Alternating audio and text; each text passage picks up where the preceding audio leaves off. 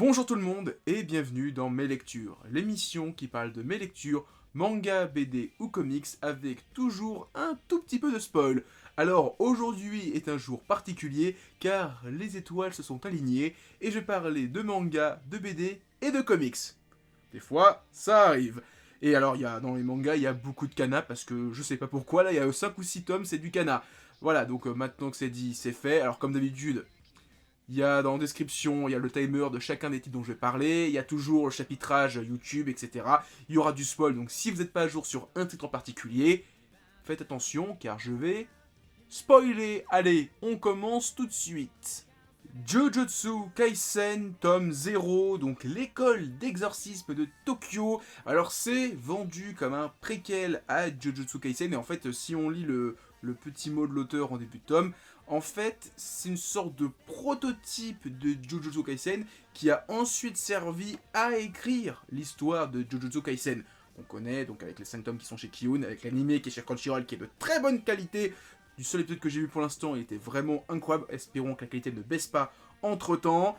Je continue Jujutsu Kaisen. Je me suis dit, allez, quitte à continuer, autant prendre le tome 0, qui est très bien. Alors, ça m'a pas mal surpris. Alors, j'aime beaucoup le personnage de Yuta, qui est le personnage principal de cette œuvre, qui avait été mentionné dans le tome 4, parce que j'ai relu vite fait le tome 4, parce que je me souviens qu'il parlait d'un personnage qu'on n'avait pas encore vu, et il parlait d'un mec qui était dans la classe des mecs qui sont supérieurs aux héros, donc leurs aînés. Et je lui dis, bah donc forcément c'est ce personnage-là. Et il mentionne pas mal de choses qui sont dans ce tome-là, et je trouve que ça aurait été plus pertinent de mettre ce tome-là en même temps que le tome 4. C'est juste un choix particulier pour moi, voilà, c'est mon avis. Et en fait, donc je disais, je trouve ce tome-là plus intéressant que les 4 tomes, enfin les 5 tomes même que j'ai lu de Jujutsu Kaisen. J'aime beaucoup l'histoire de Yuta, son côté victime, le fait qu'il y a un démon qui le hante, qui tue tout ce qu'il y a autour de lui, qui en fait c'est son amour d'enfance, qui a été maudite et qui le hante et qui va le protéger tout le temps. J'ai trouvé cette idée oufissime et j'ai adoré. J'ai même adoré le trio qui se forme autour de lui, donc le panda, la fille aux lunettes qui se bat avec des armes maudites, et le mec qui parle que avec des bruits, de la nourriture de sushi, il dit saumon, il dit œuf mimosa, des trucs comme ça, et qui a son pouvoir quand il retire il montre sa bouche, il a des tatouages et qui dit explosion, et il y a une explosion qui se passe, tu fais waouh, c'est cheaté comme pouvoir. Voilà, j'ai adoré le groupe, j'ai adoré le personnage. Et putain merde, j'aurais voulu une histoire là-dessus plutôt, c'est un manga entier là-dessus, plutôt que juste un préquel. Et j'avoue que j'appréhendais le retour au tome 5, dont je vais parler juste après. Mais voilà, Jujutsu Kaisen tome 0, super bien. Espérons, alors là je croise les doigts et je suppute pas mal de choses sur l'avenir. Ça serait vraiment ouf qu'on ait une série d'OAV là-dessus. Voilà, que juste après la série de Jujutsu Kaisen, ils nous fassent un OAV sur ça. Peut-être est-ce qu'ils vont l'adapter parce que forcément ils mentionnent pas mal de choses et je pense que tout ce qui était mentionné là-dedans va être important par la suite parce que Yuta va sûrement revenir vu qu'on nous l'a présenté dans le manga, c'est pas juste pour faire un clin d'œil au préquel, prototype, mais voilà, j'ai vraiment beaucoup aimé et j'avoue que, je vais en parler juste après, le tome 5 m'a donné envie de continuer Jujutsu Kaisen, ce tome là et le tome 5, ça m'a donné envie, j'en parle tout de suite. Jujutsu Kaisen tome 5, et y a pas à dire. Bon arc tournoi, et ben ça fait le café. C'est, voilà, le manga est moyen, sympathique, ça va, c'est sympa. Arc tournoi, s'il est bien, le manga, déjà tu peux te dire que, voilà, il va faire le café. Alors en plus, c'est un arc tournoi un peu bizarre, parce que ça ressemble plus à l'examen de Chunin de Naruto, avec le fait qu'il soit, alors il y a les deux écoles, donc le Kanto et le Kansai, si je dis pas de conneries, je crois qu'ils disent qu'ils viennent de Kyoto, donc c'est le Kansai japonais, si je dis pas de bêtises, où donc il y a une classe avec 6 élèves qui arrivent, et qui sont un petit peu les opposés. Genre, il y a un mec, c'est un exercice robot, il affronte le panda. Il y a une meuf qui se bat avec des armes, des flingues, qui sont des armes maudites, elle se bat avec la fille qui se bat avec des armes maudites. Voilà, il y a que des trucs comme ça, tu dis, bon, voilà, ils vont chacun avoir leur alter ego à affronter. C'est super cool, les personnages sont super intéressants. J'adore le personnage du panda. Ça y est, là, il se bat parce que depuis le début, tu voyais un panda, tu dis, mais qu'est-ce que c'est que ce truc? Et là, tu découvres des trucs sur le panda, tu découvres. Bah, je trouve que les aînés sont mis pas mal en avant, tout le monde est un petit peu mis en avant, ils ont leur petit combat, notamment celui-là, mais c'est des barres, ce personnage-là, c'est des barres. Quand il rencontre le héros, il dit, tu préfères les fesses ou les seins? Qui lui répond, il dit, oh, t'es mon meilleur ami, je me souviens de toi. Quoi? Non, c'était n'importe quoi, c'était génial. Voilà, franchement, bah, j'ai envie de continuer. Et l'animé, j'en parle. De toute façon, je vais faire un animé, une vidéo animée de saison, je vais parler de Jujutsu Kaisen, mais j'en parle tout de suite parce que autant en profiter. L'animé est dingue. Mappa, l'épisode 1, il est incroyable. L'une des scènes qui m'a le plus marqué, c'est la scène où tu vois Megumi courir avec ses loups dans les couloirs et qu'il y a un virage, enfin, t'as un virage dans le couloir et tu vois la caméra qui suit tout le cheminement de Megumi avec ses loups. C'est propre. C'est vraiment super propre. L'opening est par moments, je trouve un peu bizarre. Il y a des passages un peu en CGI avec le panda. J'ai dit, ouais, c'est quoi ça? Mais en soi, l'opening est ouf. Et Jujutsu Kaisen, là, j'avoue que je suis chaud et je vais continuer. Ça y est, là, je pense que le tome 5 m'a mal chauffé, je vais continuer. J'ai envie de savoir la fin du tournoi en plus, donc je vais continuer. Là, voilà. Je le répète, je vais continuer. C'était très bien, donc lisez Jujutsu Kaisen et regardez l'animé. Je pense que ça va être une des grosses séries de l'année prochaine, parce que ça va monter en puissance, et si le tournoi a une qualité d'animation digne de ce nom, ça va être un truc de dingue. Ça va être un truc de dingue. L'animé, de toute façon, vu ce qu'on voit dans l'opening, ça va adapter au moins le tome 5 et 6. Il va y avoir 24 épisodes, ça va être la folie. Voyageons un tout petit peu dans le temps et retournons dans les années 70 avec les deux recueils de Yoshihiro Tatsumi aux éditions Cornelius. Donc j'avais parlé de L'Enfer il y a quelques temps, donc qui était un recueil d'histoires de l'auteur. Et donc Cornelius, un petit peu comme Yoshiharu Tsuge, a édité deux gros blocs pour l'instant de Yoshihiro Tatsumi, donc qui sont des recueils d'histoires de toutes ces histoires courtes qu'il a écrites dans les années 69 pour celui-ci et 70 pour celui-ci. Alors, il y a pas mal de magazines, mais il est souvent dans le même. Alors, je vais pas vous dire de bêtises. Par exemple, dans celui-ci, il est souvent dans le Gekigayung. Ça commence en octobre 1968. Et ça se poursuit toujours dans le Gekigayung jusqu'en 69. Fin 69. Après, il va dans le Garo, un petit peu. Et dans celui-ci, on est dans les années 70, surtout. Et alors, je dis pas de bêtises, il est surtout dans le Weekly Shonen Magazine. C'est pour la plupart. Après, il change un petit peu, mais voilà. Il y a donc 2 ans, quasiment 3 ans de la vie de l'auteur là-dedans. Et alors, autant L'Enfer, qui avait écrit l'auteur, enfin, qui a une discussion d'histoire courte, je trouvais ça sympathique. Tu sentais le côté un petit peu trashouille par moment. Autant ces deux recueils-là, c'est pas à mettre entre toutes les mains. C'est vraiment très très dur. C'est vraiment... Il y a des passages... Je dis pas que c'est Berserk-like, mais... parce que c'est vraiment... Tu peux pas comparer en termes de violence. Mais en fait, c'est un petit peu comme Devilman ou Ashiten Ojo. Le côté réaliste des histoires. Il y a des passages où t'as un mec... il va dans des... Enfin, il s'occupe des toilettes. Enfin, c'est pas les toilettes, les égouts. Il retrouve des fœtus morts. Et je te jure, quand tu tournes la page, le mec il dit « Ah, encore un fœtus », tu fais « Waouh, c'était normal à l'époque ?» Il y a des histoires de viol, il y a des histoires d'enfants qui pètent un câble, qui tuent leurs parents, enfin... Je sais, par rapport au contexte de l'époque du Japon, je sais pas si l'auteur s'est vraiment inspiré de faits divers de l'époque, du contexte géopolitique du Japon, mais par moments, c'est sombre. Tu sens que le manga, il était écrit avec de l'encre noire, mais vraiment très très noire. Le mec, il était dans la misère, là, dans ces histoires, c'est miséreux, c'est dur, c'est obscur, c'est pas à mettre entre toutes les mains, clairement.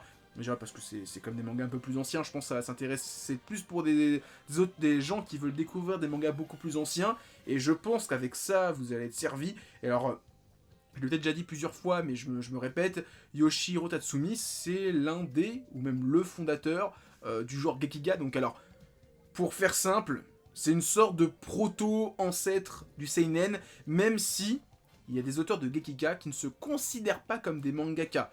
Pour eux, le Gekiga, c'est vraiment un art à part. Alors, qui a découlé du manga, mais le manga, c'est vraiment le côté, ça veut dire en japonais, image dérisoire, alors que Gekiga, ça veut dire image sombre, image triste, image dure. C'est vraiment une sorte d'autre style de BD, destiné à un public plus mature, et qui veut des histoires beaucoup plus trash. Et avec ces deux recueils, vous allez être servi. Si vous voulez des trucs durs, qui sentent bon le bitume, qui sentent bon le sang, lisez ces deux recueils, vous allez voir, c'est dur, c'est violent, mais faut lire ce genre de choses des fois pour bien comprendre peut-être les mangas qu'on lit aujourd'hui. Et maintenant, on passe à Kana avec tout d'abord... Tchoum! Je suis un super comédien. Donc, nouveau recueil d'histoires courtes de Naoki Urasawa, des années après le gros pavé avec le crocodile rose qui s'appelle Histoire courte de Naoki Urasawa. Donc c'est une succession d'histoires courtes écrites par l'auteur qui n'ont aucun lien les uns avec les autres, qu'il a écrit, alors je crois que c'est entre 2010 et aujourd'hui. Il y a pas mal d'histoires très intéressantes, la plupart sont même super cool. La seule que j'ai un peu moins adhéré, c'est ces petites strips autour de la musique, où j'étais un peu moins dedans. L'histoire avec le mec qui peut tuer les gens à distance, c'était très spécial. J'ai beaucoup aimé l'histoire avec un mec qui vient voir un enfant, il lui raconte sa vie, et que des années plus tard il devient journaliste, et que tout va se passer. Ça fait un petit peu penser à Billy Bat par moment. En parlant de Billy Bat, il y a une histoire avec un kaiju, qui est totalement what the fuck. Et je me dis, est-ce que l'auteur, c'est pas après avoir écrit cette histoire-là, qu'il a eu envie d'écrire Asadora, qui raconte aussi une histoire avec un kaiju, plus ou moins. J'ai beaucoup aimé l'histoire en mode Tom et Jerry avec les deux souris, qui veulent récupérer un gâteau pour une autre souris, une souris fille. C'est vraiment funky et très différent de ce qu'on a l'habitude de lire chez Naoki Urasawa. Ça me rappelle un petit peu les petites histoires que l'auteur faisait dans Billy Bat. Voilà. Alors à la fin, il y a une histoire, alors, en plus je l'ai pas dit, mais il y a beaucoup de pages en couleur. Toutes les pages qui étaient en couleur dans les magazines le sont là-dedans, ce qui fait qu'on a beaucoup de pages en couleur et c'est vraiment très agréable qu'on n'ait pas juste du noir et blanc. Et j'ai beaucoup, donc je disais, aimé la dernière histoire qui était faite pour les humanoïdes associés, je me bégaye, donc qui est un magazine, mettons un éditeur, qui édite pas mal de BD de science-fiction, mais pas que, et notamment ils ont beaucoup édité Mobius, et j'avoue, quand j'ai vu la première page, je me suis dit, waouh, Mobius, et j'ai tourné la tête, j'ai fait, humanoïdes associés, ah, est-ce que Naoki Urasawa a pas montré un petit peu son inspiration, ses références autour de Mobius? Je ne sais pas. Et la dernière petite chose, à la fin du bouquin, il y a quelques pages où l'auteur explique le contexte dans lequel il a écrit le bouquin, enfin le one-shot, et c'est très intéressant, donc moi je vous conseille, après chaque one-shot, allez à la fin du bouquin, lisez le petit mot et passez au bouquin suivant. Ça vous fera une petite pause, et en plus vous allez comprendre les intentions de l'auteur, et j'ai trouvé ça super intéressant. Donc, Hachoum, si vous ne connaissez pas Naoki Urasawa, ça peut être une porte d'entrée, même si pour moi, c'est pas forcément la meilleure porte d'entrée. Mais voilà, si vous êtes curieux, allez-y. Et ceux qui connaissent Naoki Urasawa, je pense que vous l'avez tous acheté. Sinon, c'est pas bien. On reste avec Naoki Urasawa avec Asadora, tome 3. J'en profite aussi pour dire que j'ai fait une vidéo sur Yawara il y a quelques temps, donc le premier best-seller de l'auteur. Donc si vous ne l'avez pas encore vu, foncez. Maintenant, parlons de Asadora, son dernier titre en date, qui est toujours aussi super bien, voilà, j'ai pas d'autres mots à dire. Là, j'avoue que c'est un peu une sorte de tome transition, alors, c'est des grands mots quand je dis ça, parce que c'est vrai que là, en fait, l'auteur a pendant 2 tomes mis plein de personnages, qui dans ce tome-là se rencontrent, notamment le scientifique qu'on avait vu au début du tome 2, qui rencontre Asa. Après, il y a toute une histoire autour des Jeux Olympiques et le fait de faire le symbole des JO dans le ciel avec des avions. Et c'est vrai que l'enquête autour du monstre n'avance pas beaucoup. Mais c'est Naoki Urasawa, il fait développer les personnages, il raconte leur vie. Il y a des trucs qui ont l'air totalement inutiles, mais qui sont intéressants, notamment le passage où t'as le petit frère, le plus jeune des frères de Asa, qui se souvient de ce qui s'est passé quand il venait de naître et qu'il a vu la queue du monstre. Il s'en souvient, et je pense que lui va être important par la suite, et qui s'est bagarré avec des enfants. Les enfants disent ouais, de toute façon votre mère c'est pas votre vraie mère, c'est qu'une vieille, et que la tenancière apprend ça hyper mal et qu'elle va aller voir. Et j'ai trouvé le passage super bien. C'est j'avoue le passage où elle dit, tu savais, hein, une famille, d'accord, on n'a pas le même nom de famille, ok, on n'a pas le lien de sang, mais on a une famille. Et au fait, je suis une jeune maman. Et quand elle dit ça, j'ai fait yaouh, trop bien. Là, le passage, il était super bien, c'était intense. Et à la fin, on voit le monstre. Et alors là, je ne sais pas à quoi ça ressemble, parce que là, il ressemble à tout et n'importe quoi. Je pensais que ça ressemblait plus à une sorte de Godzilla, mais finalement, c'est pas un Godzilla. C'est un peu particulier, mais j'ai hâte de lire la suite. Là, j'avoue que Asadora, c'est un de mes coups de cœur de l'année, et c'est trop bien, j'ai hâte de lire la suite, vivement le tome 4. Shaman King Flowers, tome 3, on arrive déjà à la moitié de cette suite de Shaman King. Et alors, j'avoue que ce tome-là est un peu plus gentil, plus timide en termes d'action, beaucoup plus en termes par contre de révélation, il est beaucoup plus gourmand et il nous offre beaucoup de choses. Donc on a la fin du combat entre le second Bokuto Ryo et Anna, qui se termine avec une révélation sur le fait que Anna, il y a des années, est mort une première fois, que Ao, le grand dieu, l'a ramené à la vie, mais en lui mettant des démons dans le corps, qui fait que s'il est en danger de mort, surtout, donc pour ne pas remourir, il y a des démons qui vont arriver pour le protéger, et donc là, il y a tout un mystère à ce niveau-là. Le personnage de la troisième Anna, toujours aussi fantastique, je l'adore, elle est toute choupie, elle est adorable, et voilà, franchement, je sais pas où ça va aller, alors... J'en dirai pas plus sur le reste du tome, parce que là, il se passe pas... Alors si, il y a des trucs, on revoit en plus... j'ai plus leur nom, c'est Seira, mais enfin les deux enfants qui avaient un golem dans la première série, qui sont maintenant adultes et qui tiennent un magasin de fleurs, si je dis pas de bêtises. J'ai aussi beaucoup aimé quand les Anagumi découvrent le descendant de Ao. Et dit ouais, tu ressembles pas vraiment à Ao, mais en même temps Ao est censé être le frère de Yo, donc il y a plus vraiment de ressemblance avec cette génération là, et qu'elles sont en train de lui dire ouais, faut que tu te balades à Walp avec les cheveux longs, tu mettes du shampoing, ouais, vous avez un fétiche sur Ao, c'est pas possible. Je trouve que dans la première série, elles n'avaient pas autant ce fétiche-là, elles n'étaient pas amoureuses de lui. Là, elles veulent en faire un hobby pour faire je ne sais quoi avec. Dernière petite chose avant de passer au prochain manga, Kana a annoncé plein de petites choses pour l'année prochaine, notamment l'année prochaine c'est la fin de Shaman King Flowers, hein, forcément une série en 6 tomes, ça va se terminer un jour, et ils ont annoncé 2 surprises pour l'année prochaine. Alors, ça peut être 3 choses, mais il y en a 2 plus que d'autres, parce que je sais qu'au Japon, il y a 3 suites, spin-off, préquels de Shaman King. Il y a notamment un spin-off, c'est ça, sur la sœur de Taoren, qui s'appelle je sais plus comment, et qui est pas dessiné par l'auteur, donc je pense que c'est pas le truc le plus intéressant à sortir tout de suite. Et donc c'est sur la sœur de Taoren avec son zombie Bruce Lee. Il y a une série qui s'appelle Shaman King Zero, qui est un préquel qui raconte un peu les origines de plein de personnages, notamment de Ao, qui peut être intéressant. Et il y a surtout la suite de Shaman King Flowers, Shaman King All Star, si je dis pas de bêtises, avec des couvertures qui déboîtent leur race et qui est censé être donc le gros arc combat entre les clans des dieux, parce que c'est ça le principe de Flowers, c'est qu'il y a une grande bataille entre les 8 dieux qui a commencé parce que Ao est devenu dieu, et donc les dieux sont pas très contents, ils veulent pas que ça soit lui un dieu, et donc il va y avoir une sorte de nouveau Shaman fight entre les représentants des différents dieux qu'on a déjà vus, notamment les X-Law et le clan de Bouddha, qu'on avait vu dans la première série. Donc j'ai hâte qu'on ait ça, parce que c'est sûr certain qu'après Shaman King Flowers, on va avoir All Star. Et ça va être le feu. Et Gleipnir, tome 7. Alors j'ai vu l'animé, quand est-ce qu'il est sorti? Je ne sais plus quand. Je crois que c'était la saison printemps 2020. Et j'ai beaucoup aimé cette série, alors que je m'attendais pas du tout à aimer.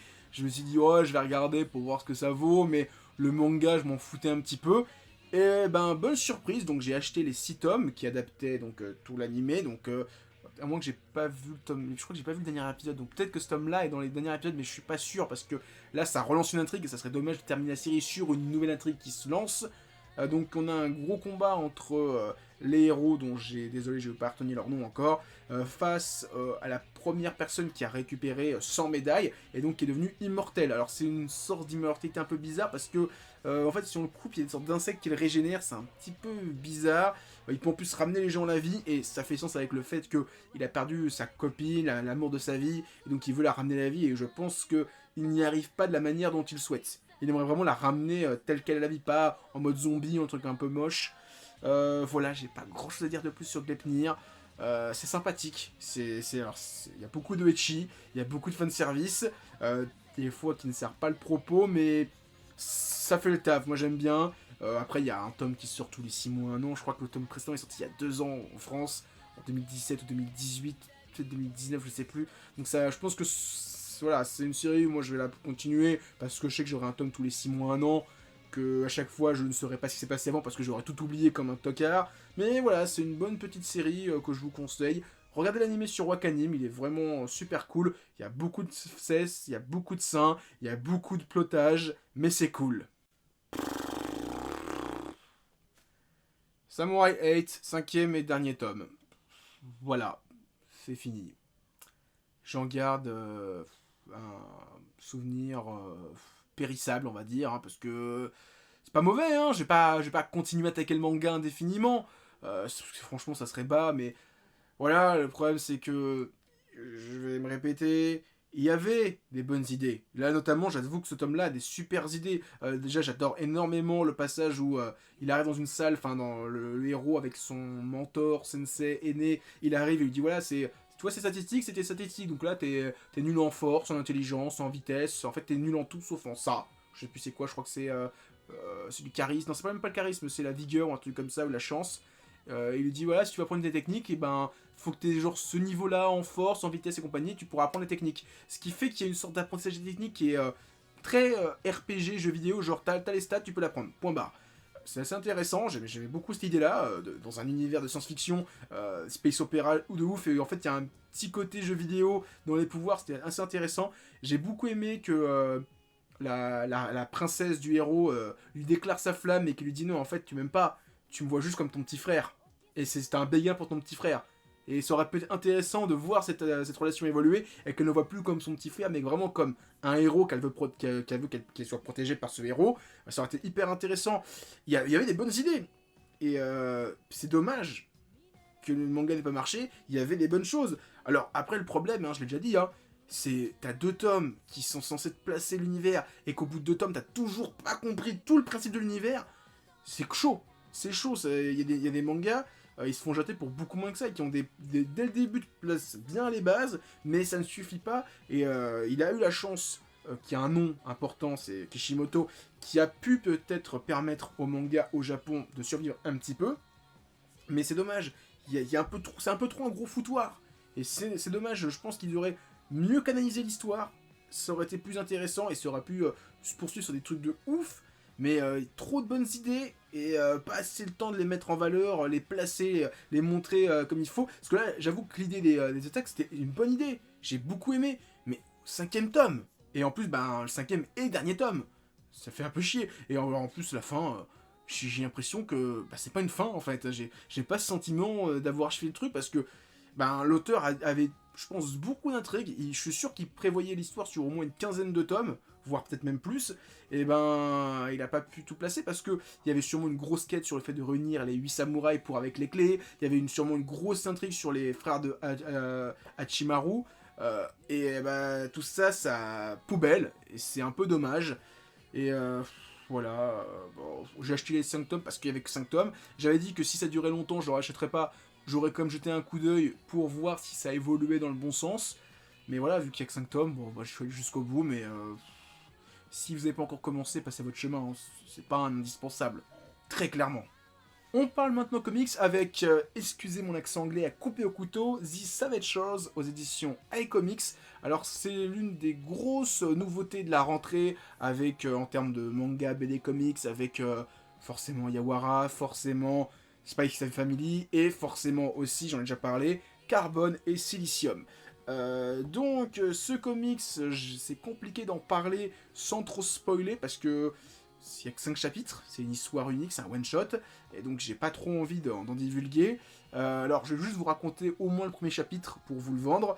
C'est l'histoire d'un vampire anglais, genre style Dracula. Alors Dracula n'est pas anglais, mais il vit à moins une grande partie du récit du roman est en Angleterre, mais imaginez ce truc-là, qui part dans une colonie britannique, les Indes, où c'est le début, les Anglais arrivent, ils colonisent un petit peu l'Inde, et il pense y être le grand maître sur place, qu'il pourra y faire sa vie, bouffer des jeunes filles toute la journée, se devenir immortel pendant des siècles et des siècles. Sauf qu'en Inde, il y a des créatures beaucoup plus anciennes et dangereuses que lui. Fin du chapitre 1. Je vous en dis pas plus. Alors, un des trucs qui m'a pas mal marqué avec ce comics, c'est qu'une grosse partie de la narration est de manière épistolaire. Alors, épistolaire, c'est un grand mot, et même un gros mot pour certains. C'est la manière d'écrire de Lovecraft ou de Bram Stoker dans Dracula. C'est à savoir des lettres, des récits, des cahiers de texte. En fait, c'est vous lisez un bouquin où quelqu'un lit des notes de quelqu'un. Par exemple, tout dans Lovecraft, en fait, c'est des gens qui découvrent des notes, des lettres et qui lisent ces lettres. Ou des cahiers, des journaux intimes. Et ben dans Dracula, de Bram Stoker, le roman, il y a une bonne partie du roman où c'est des échanges de lettres entre le héros et sa copine. où il raconte « Oui, je suis arrivé en Transylvanie, le comte Dracula me fait ci, me fait ça », et ben, ça va être chose, c'est la même chose, c'est que le premier chapitre, on voit le vampire arriver, il écrit une lettre à quelqu'un, ou c'est son journal intime, je sais plus trop, et en fait, alors, il y a une narration où tu vois les personnages parler normalement, mais t'as beaucoup de textes où t'as un narrateur, et en fait, c'est pas un narrateur, c'est le personnage qu'on suit qui est en train d'écrire sa lettre, ou son journal intime. Dans le deuxième chapitre, je spoil vite fait, on suit notre personnage qui arrive en Inde et qui écrit une lettre à son frère. Et chaque chapitre, c'est ça, on suit un nouveau personnage qui va écrire quelque chose, à son journal intime, à une lettre, etc. Et j'ai trouvé ça super bien. En plus, ça fait une petite référence à Dracula de Bram Stoker, vu que c'est un manga, un comics qui parle de vampires. J'ai trouvé ça super bien. Si vous n'avez pas lu, allez-y, c'est du très bon. En plus, c'est un one-shot, donc au pire, même si vous n'aimez pas, vous avez pas commencé une longue série, si vous êtes curieux, bah, c'est une série à un seul tome. Mais c'est vraiment cool, le dessin est super propre. En plus, c'est dans un univers qu'on n'a pas forcément l'habitude de voir, donc le côté Inde colonisatique, sous le colonialisme, voilà, si je dis pas de conneries, c'est ça le mot, c'est super cool, donc à lire absolument. Et on finit avec une BD avec Conan le Cimérien, tome 10, La Maison aux Trois Bandits, donc pour ceux qui ne connaissent toujours pas cette petite collection de chez Glénat BD, le principe c'est que différents auteurs, donc des scénaristes et dessinateurs, même des coloristes, s'attaquent à une nouvelle de Robert Howard, le papa de Conan le Cimérien et pas le barbare, même si voilà, c'est Conan le Barbare, c'est la version Arnold Schwarzenegger. Conan le Cimérien, c'est l'origine, c'est le vrai, c'est le bon, le fort. Donc c'est super intéressant comme édition, parce que, enfin quand même comme collection plutôt, parce qu'en fait différents auteurs vont adapter les histoires, donc c'est toujours des histoires différentes, mais écrites par le même auteur. Et alors le scénariste va retravailler un petit peu le truc, peut-être rajouter des dialogues, des personnages, la façon de faire l'histoire. Le dessinateur va avoir sa vision de Conan, va le dessiner d'une manière qu'il apprécie. Et donc, ce qui fait qu'on a un Conan à chaque fois, en termes de dessin, totalement différent, des fois plus homme de Cro-Magnon, des fois plus beau gosse. Il y a des versions que j'aime beaucoup, d'autres que j'apprécie un peu moins. Là, alors j'adore le Conan qui fait très Arnold Schwarzenegger, tout en muscle, tout en homme de Cro-Magnon. Alors, même s'il est beaucoup plus humain, moins homme des cavernes, j'apprécie un petit peu la colo qui marque, même si je trouve qu'elle fait un petit peu terne, elle fait un peu grisâtre par moments et je trouve que ça manque un peu de joie. Ça fait vraiment sépia, ça fait grisâtre. Il y a un peu le rouge sur la couverture qui sort un petit peu, mais sinon le reste est assez terne comme couverture. C'est juste mon avis. Même si j'adore, il y a 2-3 pages qui sont des doubles pages qui sont magnifiques, notamment la scène du banquet et la scène du combat final contre le gorille, enfin l'homme singe là qu'on voit ici. J'aime beaucoup aussi la morale de la fin d'histoire, où Conan dit le singe n'était pas fou, c'est la ville qui l'a rendu fou. Et ça m'a pas mal rappelé Au-delà de la rivière Noire, où il dit qu'il y aura toujours la civilisation, on peut créer des civilisations, on peut créer des forteresses, mais au final, il n'y aura qu'une seule chose, la barbarie. Et c'était super cool comme conclusion. J'ai cru comprendre, alors l'édition que j'ai, c'est la première édition où il y a un petit livret où quelqu'un explique un petit peu le contexte dans lequel Robert Howard a écrit le bouquin, et en plus il dit que c'est une des meilleures nouvelles. Elle est pas mal, mais clairement c'est pas ma préférée. C'est juste mon avis, mais c'est super intéressant. Donc voilà, si vous connaissez pas encore cette édition, cette collection de Conan, allez-y, c'est que du bon. Il y a 2-3 histoires que j'aime un peu moins en termes de dessin, mais dans l'ensemble, c'est super intéressant. Et il faudra vraiment que je me remette à relire les nouvelles. Parce que j'avais commencé à lire les nouvelles, je me suis arrêté à la moitié de ce qui était adapté en BD. Donc il faudra que je continue, je m'étais arrêté au Clou Rouge, si je dis pas de bêtises. Et j'en ai encore 3-4 à lire pour attraper celui-ci. Mais voilà, Conan, c'est super bien, donc allez-y si vous ne connaissez pas. Donc voilà, c'était mes lectures, j'espère que vous avez aimé cette vidéo. Si c'est le cas, likez, commentez, partagez la vidéo. Et en description, vous avez des liens vers mon Twitter, mon Discord et mon Instagram. Et moi je vous dis à plus et continuez à lire des mangas. Allez, ciao tout le monde.